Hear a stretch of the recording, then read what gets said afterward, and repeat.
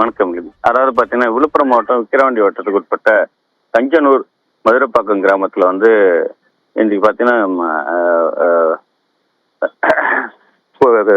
கிணற்றில் வந்து பார்த்தீங்கன்னா மலம் கழிந்ததாக வந்து ஒரு புகார் ஏற்பட்டது. இந்த புகாரின் அடுத்து பார்த்தீங்கன்னா, அங்க வந்து பொதுமக்கள்லாம் எல்லாம் அச்சமடைந்தாங்க. ஏன்னா வந்து பார்த்தீங்கன்னா, எல்லா மக்களும் பயன்படுத்துகிற குடிநீர்ல வந்து மலம் கழித்ததா வந்து ஒரு செய்தியை வெளியானதை அடுத்து ஒரு சில தனியார் தொலைக்காட்சி அங்கே சென்று இது விசாரிக்காமலே வந்து மலம் தான் என்று சொல்லி செய்தி ஒளிபரப்பினேன்.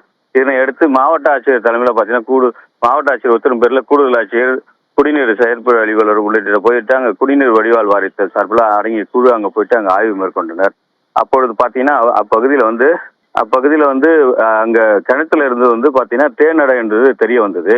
இதனை தொடர்ந்து வந்து பார்த்தீங்கன்னா தேனடைன்னு தெரிய வந்ததை அடுத்து அங்கே வந்து மாவட்ட ஆட்சியர் இது குறித்து விளக்கம் அளித்திருந்தாரு. இந்த கேஆர் பாளையம் பகுதியில் வந்து பார்த்தீங்கன்னா பொதுமக்கள் யாரும் அச்சப்பட வேணாம். இது கிணத்துல வந்து இருந்தது பார்த்தீங்கன்னா மலமுல இது வந்து தேனடை தான் என்று கண்டுபிடிக்கப்பட்டது.